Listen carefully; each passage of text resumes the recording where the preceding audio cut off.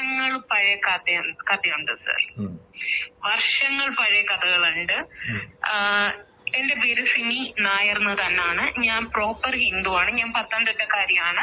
എന്റെ അച്ഛൻ പത്മനാഭൻ നായർ, അമ്മ ഉഷ നായർ. ഞാൻ കൺവേർട്ടഡും അല്ല, ഞാനൊരു ആന്റി ഹിന്ദു ഒന്നും അല്ല.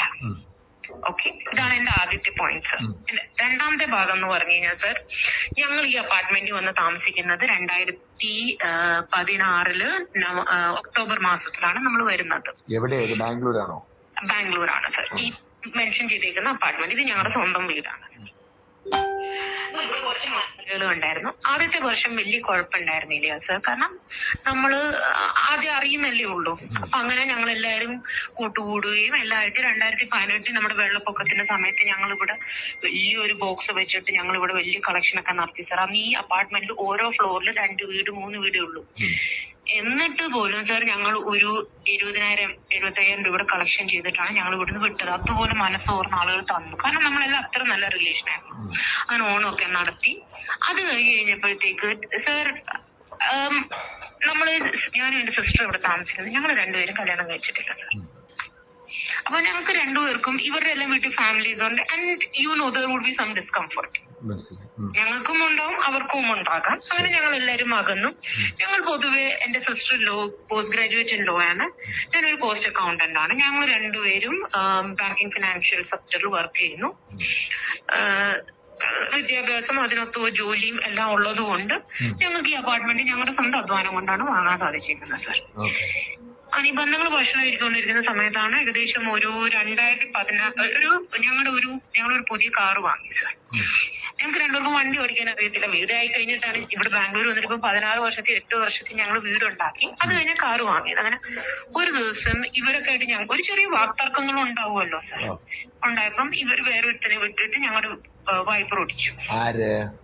ഈ ഇവിടെയുള്ള ഈ മലയാളി ആണുങ്ങളും പിന്നെ 1, 2, 3 നോർത്ത് ഇന്ത്യൻ ആൺപിള്ളേർ. ഈ അപ്പാർട്ട്മെന്റിലുള്ള മറ്റുള്ളവരോ നിങ്ങളോട് മൊത്തത്തിൽ യോജിപ്പില്ല?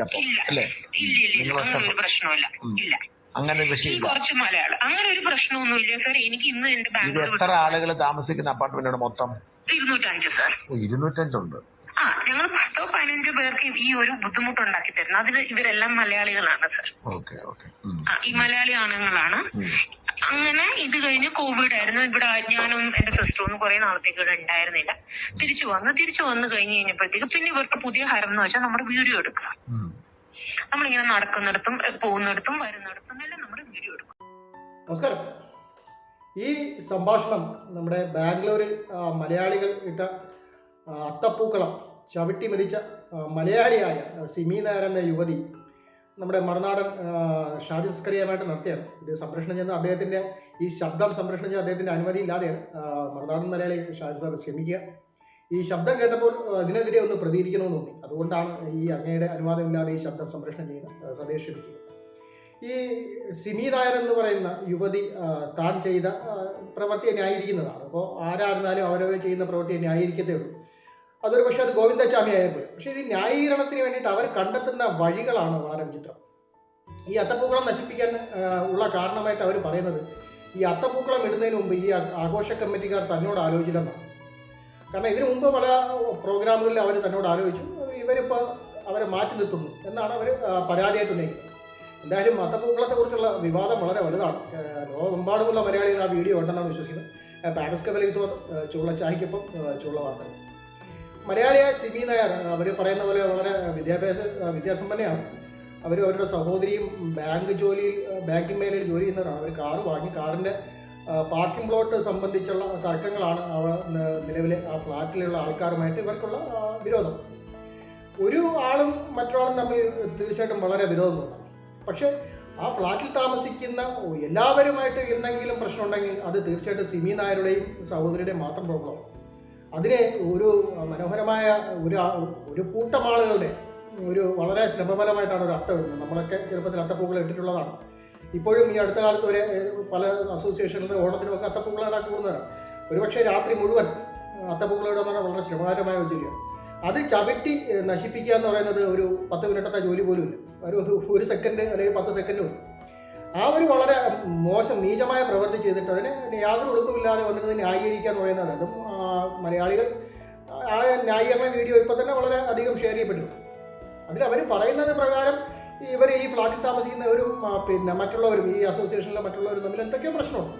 പക്ഷെ ആ ഒരു പ്രശ്നത്തിൻ്റെ എല്ലാം പേരിൽ ഇവർ പ്രതികരിക്കേണ്ട ഈ ഒരു രീതിക്ക് ഇവരോട് ചോദിക്കാതെ ഒരു പൂക്കളം ഇട്ട് അത് ഓണം കഴിഞ്ഞു. ശരിയാണ്, ഓണം കഴിഞ്ഞിട്ട് ഈ ഗൾഫ് നാടുകളിൽ ഓണം കഴിഞ്ഞ് അടുത്ത ഡിസംബർ വരെ ഓണാഘോഷം നടക്കാറുണ്ട്. എന്ന് വെച്ചിട്ട് അവിടെയൊക്കെ പൂക്കളം നടുമ്പോൾ ആരെങ്കിലും ചെന്ന് പിന്നെ അത് അലങ്കോലമാക്കിയിട്ട് അറിയില്ല. ഓണം കഴിഞ്ഞതുകൊണ്ട് ഓണത്തിന് അത്തപ്പൂക്കളം ഇട്ടിടുന്ന ഏത് മെനുവിലാണ് പറയുന്നത്? ഓണം നമ്മുടെ മലയാളികളുടെ ഒരു സംസ്കാരമാണ്. അത് സംസ്കാരമുള്ള മലയാളികൾ, കേരളത്തിലുള്ള എല്ലാ മലയാളികളും സംസ്കാരമുള്ളതാണ്. അതിനിടയ്ക്ക് സിമിയെ പോലുള്ള ചില ആൾക്കാരുണ്ടെന്ന് തോന്നുന്നു. സംസ്കാരമുള്ള മലയാളികൾ ജാതിമത ഭേദമന്യേ ആഘോഷിക്കുന്നത് പിന്നെ അടുത്ത കാലത്തായിട്ട് വളരെയധികം വർദ്ധിച്ചിട്ടുണ്ട്. കാരണം ഈ സോഷ്യൽ മീഡിയയിൽ വരുന്ന റീൽസ് കണ്ടു കഴിഞ്ഞാൽ മുസ്ലിം യുവതികൾ അല്ലെങ്കിൽ മുസ്ലിം പെൺകുട്ടികൾ അവർ തലയിൽ തട്ടമിട്ട് അവരുടെ മതാചാരപരമുള്ള വസ്ത്രം ധരിച്ചുകൊണ്ടാണ് ഈ ഓണാഘോഷങ്ങളിൽ പങ്കെടുക്കുന്നത്. അവരുടെ മഹലിലൊക്കെ അത് പിന്നെ വിലക്കുന്നുണ്ടെങ്കിൽ അവരത് വഹിക്കാതെ തന്നെ. കാരണം വെച്ചാൽ അതൊരു ഒരു ആഘോഷമാണ്. അതിന് പിന്നെ കോളേജിൻ്റെ അവസാന ദിവസം അവധി അവസാനിക്കുന്ന അവസാന ദിവസം അവരതിനെ പാട്ടത്തിന് നിർത്തുന്നത്, ഡാൻസ് കളിക്കുന്നു, അത് ആഘോഷിക്കുന്നു. അത് സഹിക്കാൻ ശേഷിയുള്ളവർ പിന്നെ ശേഷിയില്ലാത്തവർ മാറിയിക്കട്ടെ എന്നല്ലാതെ എന്ത് പറയാം. എനിക്കിഷ്ടമല്ല എന്ന് ഉള്ളവർക്കുണ്ട് ഒരു കൂട്ടം ആളുകളുടെ ഒരു പ്രയത്നത്തെ അവർ ചവിട്ടി മെതിക്കിച്ചിട്ട് അവർ യാതൊരു ഉളുപ്പുമില്ലാതെ ന്യായീകരിക്കുന്നത് എന്നോട് ആലോചിച്ചില്ല, അല്ലെങ്കിൽ ഞങ്ങളോട് ആലോചിച്ചില്ല, അല്ലെങ്കിൽ വയനാടിൻ്റെ പേരിൽ ഈ ഓണാഘോഷം മാറ്റിവെക്കണം എന്നൊക്കെ പറഞ്ഞുകൊണ്ടാണ്. വയനാടിൻ്റെ പേരിൽ ഇവിടെ ഒരു ഓണാഘോഷം മാറ്റിവെച്ചിട്ട് ആരും കാണുന്നില്ല. വയനാട്ടിലുള്ളവർ തുല്യ ദുഃഖിതരാണ്. പക്ഷെ അവരെ ഈ ഓണക്കനാളിൽ ആരെങ്കിലും ഓർത്തോന്ന് തന്നെ സംശയമാണ്. ഒരാരും ഓർത്തില്ല. എല്ലാം പതിവ് പോലെ തന്നെ നടക്കുന്നു. മലയാളികൾ മധ്യത്തിൽ ആറാടി ഓണം ആഘോഷിച്ചു. എല്ലാ കോടിക്കണക്കിന് കോടാനുകോടി രൂപയുടെ വസ്ത്രക്കച്ചവടം നടന്നു, കള്ള് കച്ചവടം നടന്നു, മറ്റുള്ള പിന്നെ ഭക്ഷണത്തിൻ്റെ കാര്യങ്ങൾ നടന്നു. ഇപ്പോൾ ഗൾഫ് രാജ്യങ്ങളിലും പിന്നെ കേരളത്തിന് പുറത്തുള്ള വിവിധ അസോസിയേഷനിലും ആഴ്ചകളോളം അല്ലെങ്കിൽ മാസങ്ങളോളം ഈ ഓണാഘോഷം നീണ്ടിരിക്കും. അതുകൊണ്ട് അല്ലെങ്കിൽ അതിനെ ഓണാഘോഷത്തിന് നമ്മളോട് ചോദിച്ചില്ല, അല്ലെങ്കിൽ നമ്മളെ ഈ ഒറ്റപ്പെടുത്തി എന്ന് പറയുന്ന, അതുകൊണ്ട് ഞാൻ കയറി ഈ പൂക്കളം നശിപ്പിച്ചു എന്ന് പറയുന്ന ഒരു ന്യായീകരണം അത് മറുനാടനോടെ കേട്ടതുകൊണ്ടാണ് അത്രയും അധികം വിഷമം തോന്നുന്നത്. ഈ സിമി നായർ എന്ന് പറയുന്നവരുടെ ഭൂതകാലം എന്താണെന്നാലും ശരി, അവരെ ഒറ്റപ്പെടുത്തുക ഈ ഫ്ലാറ്റുള്ള തീർച്ചയായിട്ടും അവർ സിമി നായർക്ക് ഇവരോടുള്ള ഒരു വിരോധം അത് ഏതെങ്കിലും വിധത്തിൽ നമ്മളൊരു കാണിക്കേണ്ട എന്ന് വെച്ചിട്ട് കയറി അത്തപ്പൂക്കളം കുറച്ച് മനുഷ്യരുടെ പ്രയത്നം ചവിട്ടി നശിപ്പിക്കാൻ തോന്നിയ സിമി നായരുടെ ബുദ്ധി അറിയുന്നിടത്തോളം കാലം അവർക്കെതിരെ ഈ കൊമ്പനഹള്ളി പോലീസ് പരാതി എടുത്തിട്ടുണ്ടെന്ന് പറയാം. പക്ഷെ പരാതിയിൽ കേസ് എടുത്തിട്ടുണ്ടെന്ന്. പക്ഷെ അതുകൊണ്ട് മാത്രം ഇത് ന്യായീകരിക്കപ്പെടുന്നു. ഒരു പോലീസ് കേസാണ്, തീർച്ചയായിട്ടും ഒരു ചെറിയ വാണിങ്ങിൽ ഒതുങ്ങിയിരിക്കും. അതല്ലെങ്കിൽ പിന്നെ ഒരു കഠിനമായ നടപടിയിലേക്കൊന്നും മാറില്ല. പക്ഷെ ഒരു സമൂഹത്തെ മൊത്തം, ഒരു ജനവിഭാഗത്തിൻ്റെ പ്രയത്നത്തെ മൊത്തം അപമാനിച്ചുകൊണ്ട് അത് സോഷ്യൽ മീഡിയയിൽ വഴി വളരെ വൈറലായി. അത് പിന്നെ വേറെ ആരെങ്കിലും ദൗർഭാഗ്യവശാൽ നിങ്ങൾ ആലോചിച്ച് നോക്കൂ, മറ്റൊരു മതവിഭാഗത്തിൽപ്പെട്ട ആളാണിത് ചെയ്തിരുന്നുവെങ്കിൽ കേരളത്തിൻ്റെ ഇല്ലെങ്കിൽ ഇന്നത്തെ സോഷ്യൽ മീഡിയ ചർച്ചകൾ ഏത് രീതിക്ക് പരിധി വിട്ടു പോകുമായിരുന്നു. അതൊരു ഹിന്ദു നാമധാരി ആയതുകൊണ്ടും അവർ ഒന്ന് സ്വയം ന്യായീകരിക്കുന്നതുകൊണ്ടും ഇതിൻ്റെ പിന്നിലെ ചേതവികാരം ഇന്നതായത് എന്ന് പറയുന്നത് കൊണ്ടും ഇതൊരു വലിയ പ്രശ്നമാവാതെ പോയി. ഒരു മുസ്ലിം ഹിന്ദു യുവതി അല്ലെങ്കിൽ ക്രിസ്ത്യൻ യുവതിയാണ് ഇത് ചെയ്തിരുന്നതെങ്കിൽ ഇതിൻ്റെ പിറകിൽ നടക്കുന്ന കോലാഹലം എന്തുമാത്രം വലുതായിരിക്കും. അപ്പോൾ എന്തിനാണ് ഈ മതാചാരങ്ങൾ ഒരു പരിധിവരെ നിയന്ത്രണം വിടുന്നു. നമ്മൾ റോഡൊക്കെ ബ്ലോക്ക് ചെയ്തിട്ടാണ് മതാചാരങ്ങൾ പലതും നടക്കുന്നത്.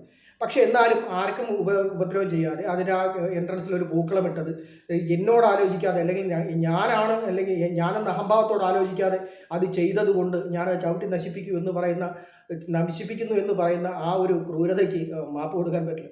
പടസ് കഫേയിൽ വീണ്ടും കാണാം. ചൂള്ള ചായക്ക്.